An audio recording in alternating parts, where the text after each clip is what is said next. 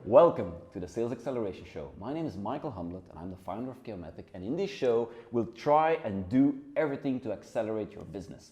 And one of the biggest topics that keeps coming back is LinkedIn. We once did a show about LinkedIn a whole time ago, but it's about time we talk about LinkedIn. So I've invited, how do you pronounce your name properly?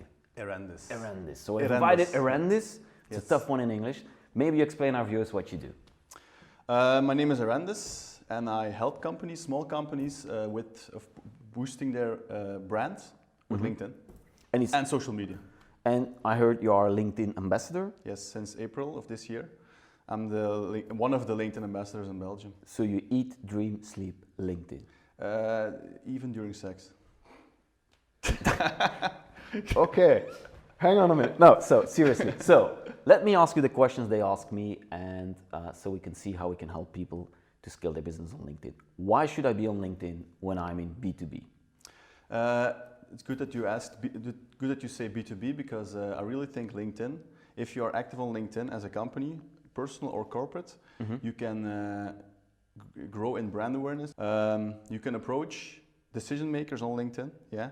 And especially 2018 now, we can see that the two social media channels that are really growing are Instagram and LinkedIn. Yeah. So if you're active in business to business, your presence on LinkedIn is key. Yeah. So yeah. Let me ask you immediately a tough question. Yeah. I have a company. Yeah.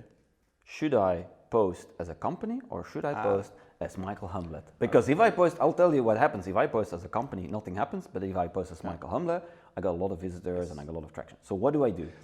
I really love that question, because a lot of companies, what do? They post on their company page. The marketing agencies, they outsource it. They post on the company page, Facebook, LinkedIn, and they sit back and they wait for likes, engagement, and nothing happens. Nothing happens. On LinkedIn, it's all about the personal brand. So even as a company, you have to focus on the personal branding of your brand ambassadors and your employers. Okay.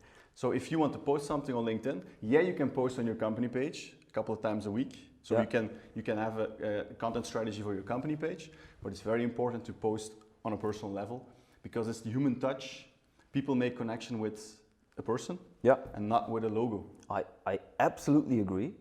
But then the question comes when I say this stuff, then the question says, so Michael, you're saying that my entire sales team and marketing and that as many people as possible should build their personal brand on LinkedIn.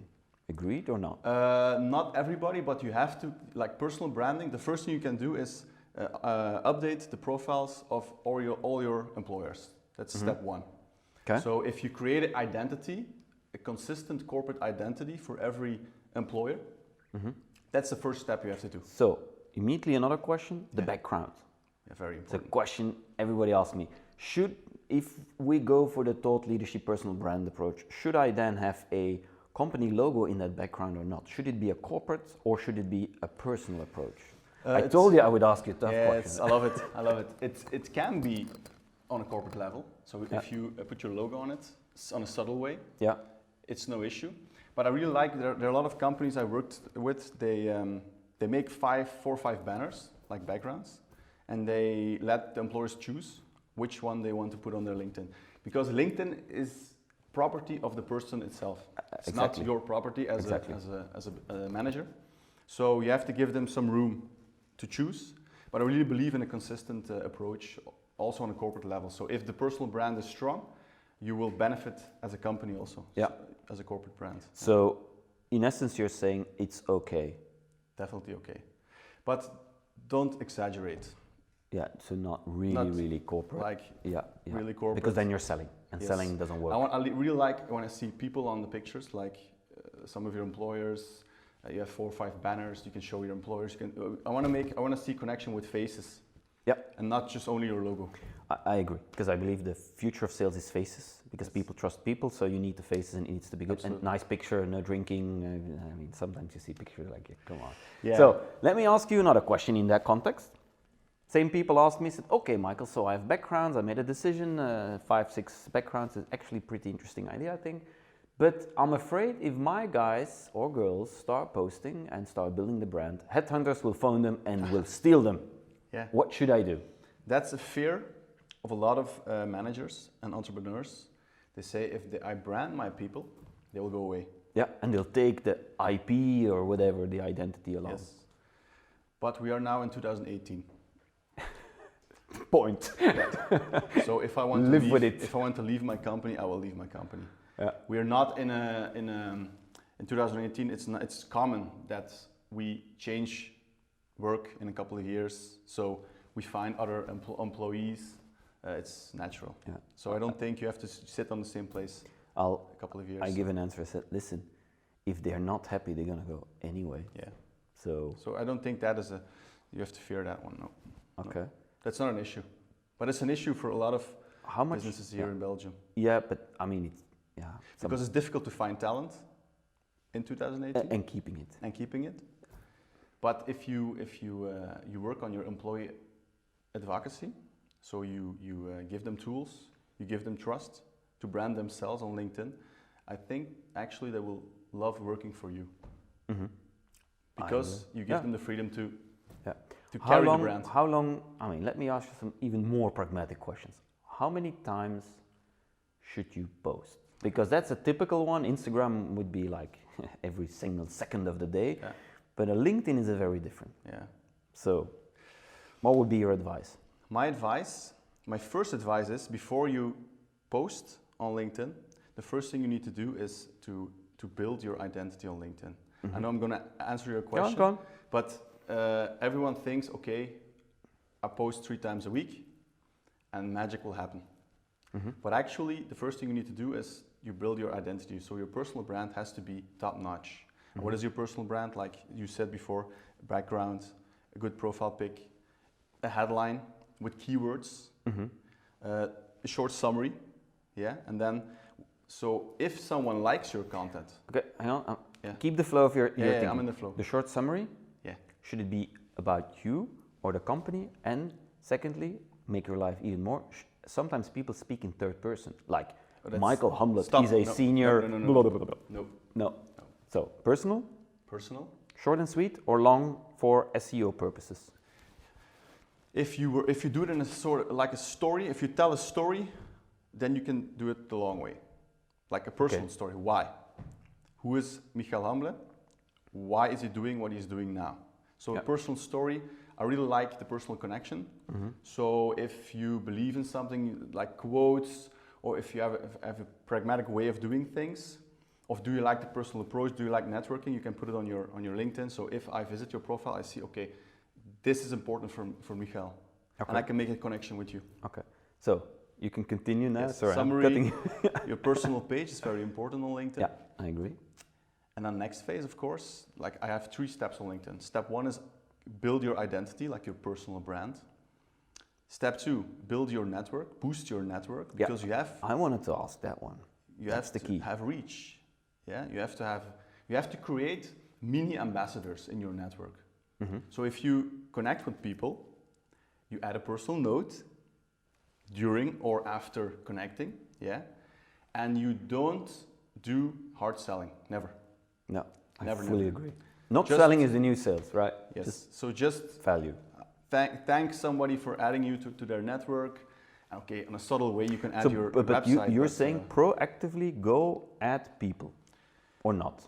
Not everybody is in the luxury position that there's always inbound connection requests. So sometimes you have to prospect yourself and add people. So what do? You go to the news feed, and if you see something interesting or some person who has interesting content, I add them to my network. So if you have like 100, 200 connections on your LinkedIn, don't expect your content to go viral. Yeah. So you have to have reach, but the reach has to be, quality is more important than quantity. So I wanted to ask you, because you have, of course, tools that can automate some of this. You in favor or you're against it? Against. Yes. Because it's not natural. It's not, you can see it's not the real personal sincere approach. You can automate something like if the text, you don't have to type it all again. I know we don't have time, but like I really dislike it when somebody misspells my name, for example, or call me Rodriguez or Erendiz. So you have to give a couple of seconds sincere attention to the person you are connecting with. Yeah. So emotional connection is very important. So on the long term, they get to know you. Erendiz added me. and they automatically will go to your profile. They will look, oh, Erendiz is a LinkedIn trainer. Your profile is up to date, it's pinned up, it's cool. And the next phase, if your network likes you in some kind of way, you give value, then they will like your content. Yeah. The content is the third phase, like what's identity, networking, content. Jumping to content. Yes. I see posts, some people that get a lot of likes, but I'm always thinking, the moment somebody shares your stuff for somebody else, it actually has even a higher value because it means they're actually exposing themselves, saying, look, I really like this. Yes. Is that the right way to think, or are you saying, no, likes is enough, just...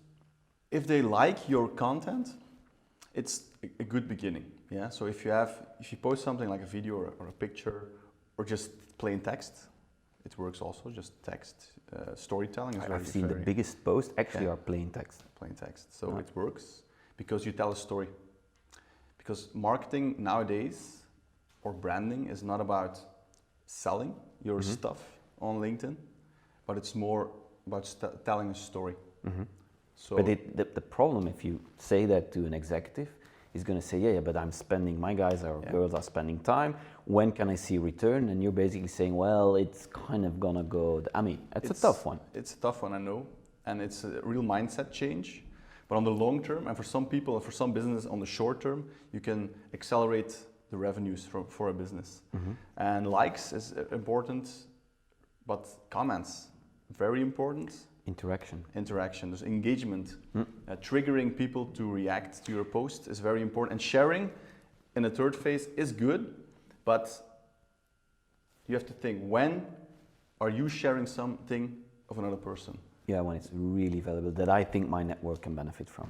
So I recently shared latest LinkedIn growth hack stuff because I really thought, damn, I didn't even know this existed, right?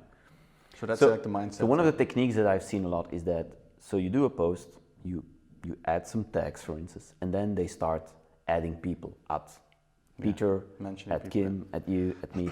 But then if it one time, I'm all fine, and then I'll actually endorse it. But I have guys that have been doing this for 6 months, and they put me in every post. And I'm thinking, guys, that doesn't make sense. Just send them a message to stop it, man. Just beat them. Because I do it sometimes, but you have to tag people when it's relevant to them. Absolutely. I mean, you guys tagged me recently, and it just made sense because then you ask, at Michael, what do you think? And of course, I have to answer. So it's like, and it's your cup of tea, you know. Yeah. So you want if when you see that, you want to react. Yeah, it's human behavior. So it's not reacting because, oh yeah, Erendiz tagged me, so yeah, I have to react. No, it's something of your niche you want to react. You have an opinion on it, then you can tag people, but not to get more engagement. It's the wrong approach. I see it a lot because now my network is growing also, and I see some of the people tagging me on everything, every post, and sometimes it's relevant, but sometimes not. And now I'm on a point that it's when somebody spams me 1 or 2 times, I stop reacting and even you mail them like, leave me alone. Yeah, just another question, a very typical. If you look to Twitter, yeah. I think Twitter has died in our region because everybody was like putting a bot on it and then resharing. Yeah, Twitter is resharing. I see a lot of people doing the same on LinkedIn. Classically, corporate posts something, the HQ, and then I'm the sales guy, I'm gonna repost this, and I'm thinking, man, how should we do repost? Is there a good way of doing it or not? Should you or shouldn't you? Reposting something from the company page could be good. For example, if you have a job offer, and you put it on your company page, the employers, or not only the HR, but the brand ambassadors can repost it or share it in their network. But your reach, your organic reach will not be that much. If the best thing always is, and that's to come back to your question, the first question, how many times you have to post on LinkedIn in a week? Closing the loop, my friend. You've been paying attention. Yeah, of course. I think the average entrepreneur, we're all busy, I know, has to have 1 kick-ass post a week. So you have to pick 1 day a week, and that post should be kick-ass. Like you have to put all your time in it, your energy in it. It could be a video, it could be text. And always the same. Thursday. So like consistent. Consistent. Like mine is Thursday. Mine is Wednesday. This show, right? Every Wednesday. That's how we started doing this show, because we said I need something proper to post, and I wanted to add people so I could benefit from their reach and their network. I mean, that was the whole idea, and then it kind of went out of hand, crazy hobby, and that's how you ended up in this chair. Yes. Well, so one day, yours is Thursday. Thursday, and of course, the other days, like 2 or 3 times a week minimum.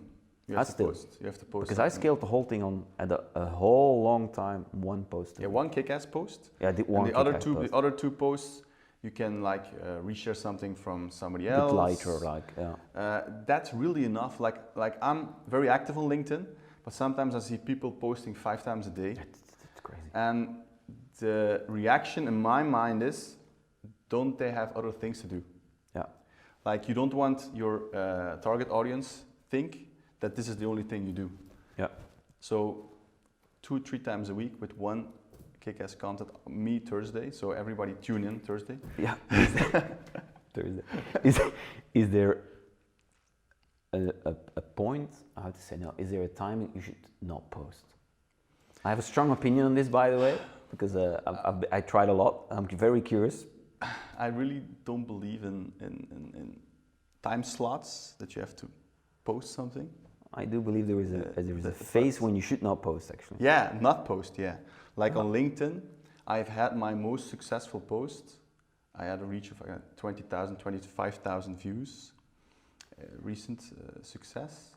And it was on a Friday evening, so Friday at 8 o'clock. Really?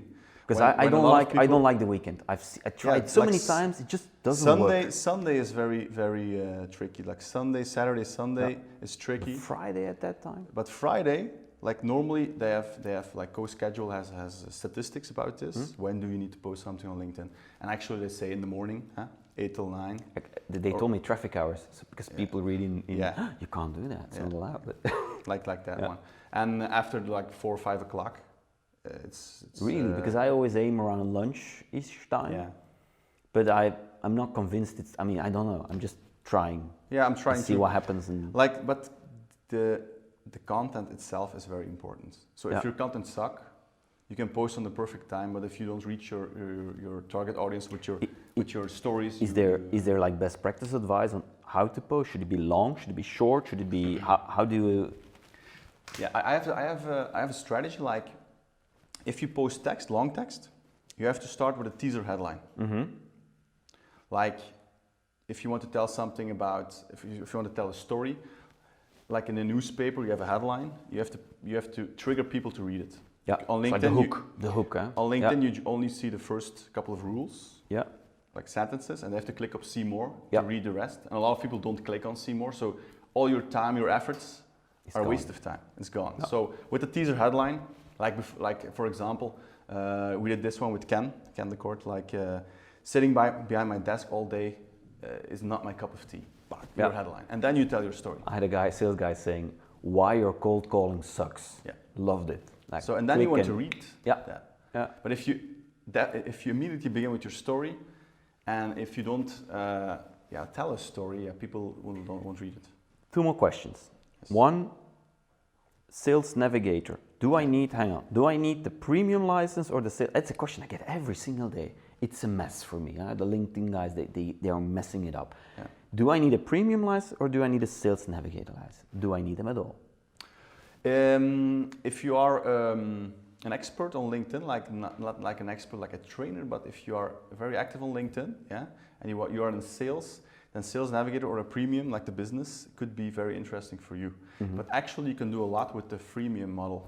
So it's not that if you have a Sales Navigator or a premium, that your sales will accelerate. No, it's all about your activities, your input. Sure. So you reap what you saw on LinkedIn. So if you don't put time in it, then you can have Sales Navigator, all the premiums, you can spend $100, $200 a month, nothing will happen. Yeah. So I used to have premium, then I switched to Sales Navigator. Yeah. Funnily enough, you have all the premium functions in the Sales Navigator at the same price. Yeah. So here is some advice. But I agree. I mean, Sales Navigator is to build your lists and to proactively go search for people. Yeah. But if you're not doing that and you're just posing to build credibility brand, you don't need it. And I agree. And if your target audience is not active? Yeah, actually, sometimes. So you want to reach out to people, that's not active, so why paying that? So what's the thing when you come into a company and they want to talk to you about LinkedIn and all the strategy? What's the thing that frustrates you the most? What's the thing that always comes back where you think, there we go again? They want to see results in the short term. Yeah. So they actually say, okay, in what time will I making more money? Yeah. And that question is very difficult. And then you have to push them back and say... Yes, you have to change the mindset. I said it's a long term. It's not a sprint, it's a marathon. Yeah. So we're doing a marathon, not a sprint. So you have to take this on the long term. That's why when I go to companies, mostly it's a workshop or a training in 2 or 3 months. So I come, give a training, coaching, consultancy, come back in a month, and I give them homework. Yeah. So they can try it out. They can implement that in their own strategy. Yeah. And think about it, because a lot of companies don't know what to post on LinkedIn. They don't have a strategy. No, that's always a question they ask me. So, Michael, how do you keep saying stuff? It's not that hard. Yeah. Tell them, best advice is just answer questions of your customers. Yes, that's true. That's it. Yeah. And don't overthink it.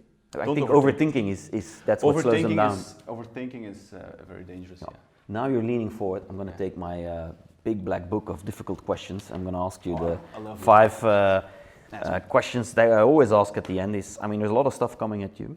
So how do you focus? How do you bring focus to your business life? In the beginning of being like an entrepreneur, I offered a lot of solutions to my customers, like websites, making websites, like all online branding. But now I'm focusing on my niche, and my niche is LinkedIn. I want to be the best in LinkedIn, because I really believe in LinkedIn, and I'm focusing mostly business to business. So my focus is clear now, and the content I read, the books I read, the people I follow, is geared on LinkedIn. Key, yes, to become more skilled as a LinkedIn trainer. Yeah. So as a next question is, and how do you say no? So if I'm outside of that zone, how would you say no? The good thing is, when you brand yourself on LinkedIn in the way you want to brand yourself, if you tell stories the way you want to tell your stories, you will attract people that you want to do business with. I fully agree. Yeah, let's go. So that's something cool, and I try to tell this to companies, because I don't believe that you have to reach everybody on LinkedIn.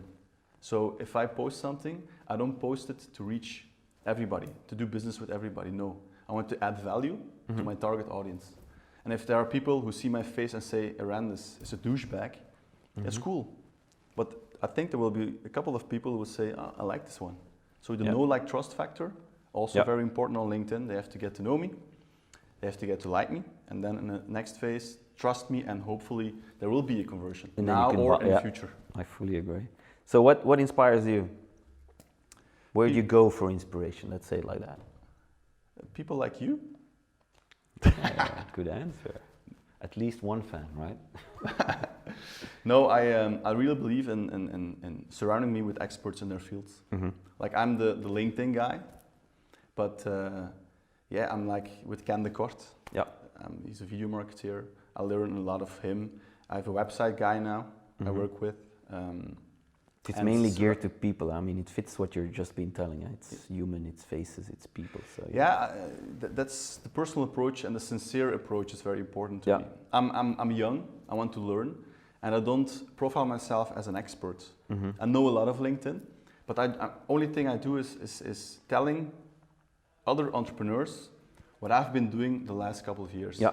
What's the biggest mistake you've made up till now? You say, I'm never going to do that. I'm going to do it differently. Biggest mistake? It's a good one. It's a good question. I made a lot of mistakes though. So I think one of the mistakes was doing something I don't like to do, like the websites. I did a lot of websites, a couple of years, and it was not my core business. I really don't like to do it, but I really did it because I just wanted to do business. I said yes to everybody. And trying to do it myself, so working at night, weekends, spending a lot of time to do something that's not really my core business. That was a mistake because I lost a lot of time. Okay, I have my experience, but it's not my core business. I didn't like it, but it was a mistake. but I learned from it. I mean, you said focus because is all now mind. I see a lot of entrepreneurs who are beginning, like they have a company and they have services, but they really don't know, like a photographer. You have offer like a video guy. You have a lot of niches in video marketing. You have a lot of niches in photography. People are looking for what am I good at? What do I want to do? And it was the same with me. Like social media, you have Facebook, you have Instagram, you have LinkedIn. Big, yeah. So for me, LinkedIn was from the beginning my number one. Okay, so cool. And there are not a lot of LinkedIn ambassadors of my age in Belgium. So that helps too. So you find your niche. Top. So where can we learn more about you or your company? I have a website. Clearly on LinkedIn. Yes. First on LinkedIn, of course, Erendiz Ates. Yeah. You can find me on LinkedIn. My website, so www.azetsolutions.be. It's www.azetsolutions.be. And of course Instagram and Facebook. Okay, perfect. So, thanks for joining the show. It was a pleasure having you. Yes. I'm absolutely convinced LinkedIn, especially for B2B, can give you a lot of scale and thus personal branding, because I believe that personal branding thought leadership it's going to be huge in the future to do sales actually. Yes. And it's again the trust, and when they have trust, people can buy. With that, if you like what you've seen, give it a thumbs up, subscribe for a lot more, and I'll see you next time. See you on LinkedIn. On LinkedIn.